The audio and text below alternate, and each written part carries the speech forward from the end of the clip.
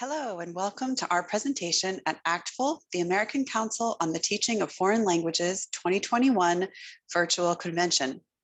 My name is Sayel Graves, and in this video, I'll be presenting Heritage Writers English and Spanish Proficiency, What is the Relationship? A research-oriented paper by Alberta Gatti and me, both at ILTech, the Institute for Language Education in Transcultural Context, at the Graduate Center of the City University of New York. First, I'll outline our research questions and agenda for this presentation. We wanted to know the following. Is the functional ability of writing in college-level Spanish heritage language learners more developed in English than in Spanish? And if it is, then how much more developed? To investigate this two-part question, we compared writing proficiencies of the two languages of Spanish heritage language learners. We expected to find the following: mostly higher English writing proficiency than Spanish, and mostly large differences between the two proficiencies. Finally, the agenda for the rest of this talk. First, I'll present some background to give context for this work. Then I'll go over the methods, the results, and the upcoming steps of the research. Moving on now to the background. One motivation for this study is the fact that university heritage language curricula tend to stress literacy development, and they do that because it is understood to be the most limited domain for heritage language learners. More importantly, some educators assume that heritage status is responsible for their writing proficiency without considering overall writing proficiency, something that can depend enormously on the individual populations of learners from one university to another. Furthermore, there is little research on how writing proficiency in the majority language affects proficiency development in the heritage language. Again, writing being one of the main goals of the typical heritage language curriculum is what lends this importance. In addition, no existing research that we know of uses a standardized proficiency measure, and this creates a gap in the literature. But this study is also fueled in part by some research that does suggest a relationship between the two writing proficiencies. For example, Mikulski and Ilola in 2011 did find differences in writing across the Spanish heritage language learners' two languages, as expected. But they also found that individual writing characteristics influenced writing in both languages.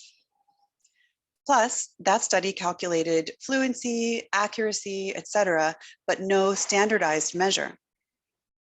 Another example is the same authors in 2013 who found that Spanish heritage language learners had similar revision behavior across languages, whether they were writing in Spanish or English. All of this suggests that heritage status may not be the only factor to consider when looking to develop writing proficiency.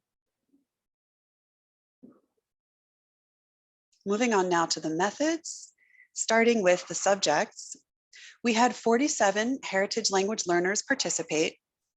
That number was after we excluded anyone whose age of arrival to the United States was after the age of 15, and any subject who was unable to keep their camera on during the assessment session was excluded as well.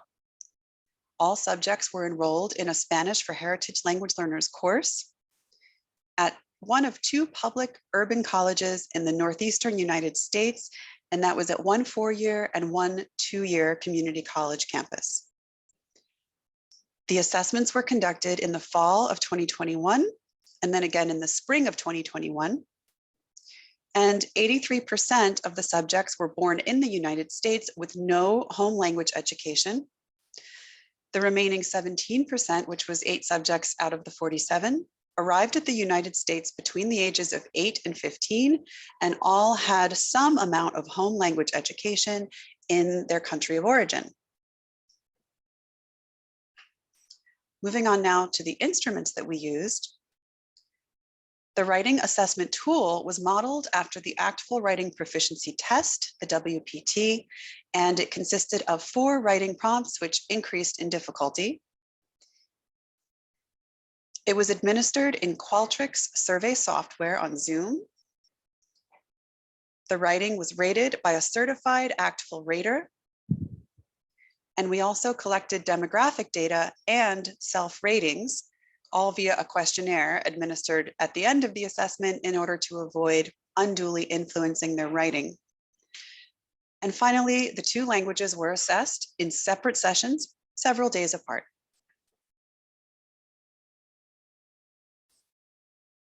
Moving on now to the results of the study, and we'll start with the range in proficiencies.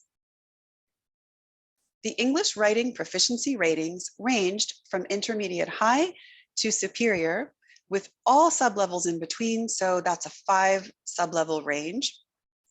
And the Spanish writing proficiency ratings ranged from intermediate low to advanced high, also with every sublevel in between, which is a 6 sublevel range, and one that is shifted slightly lower than the English on the ACTFL proficiency scale, as might be expected. Next, we'll present the breakdown of how many heritage learners actually had higher English writing proficiency out of our 47 subjects. The top row of this table shows that 68%, or more than half of the learners, did in fact have a higher writing proficiency in English. But the second row shows an unexpected amount of balanced learners, and that is an equal proficiency in English and Spanish writing at 19%, which was 9 subjects. And the next row shows another unexpectedly high number of learners, 6, which is 13% of the sample, with a higher writing proficiency in Spanish, and that includes a variety of ages of arrival. Finally, here are the results of how big these differences were. The new column on the right shows that the learners who wrote more developed English showed a variety of sublevels between their English and Spanish proficiency, between 1 and 5 sublevels difference, including all numbers in between. But the learners with more developed Spanish all had English proficiency exactly 1 sublevel below their Spanish proficiency.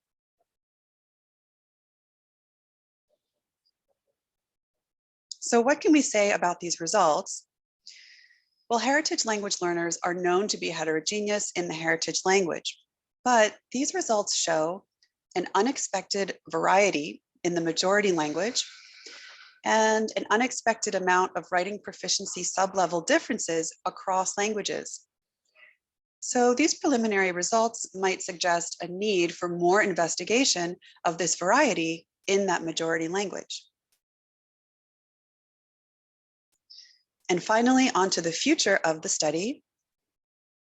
Now that the data collection is complete across those 2 semesters, we plan to double rate the samples with a second certified ACTFL rater and a norming session for inter-rater reliability, all in order to have better certainty of the accuracy of their ratings.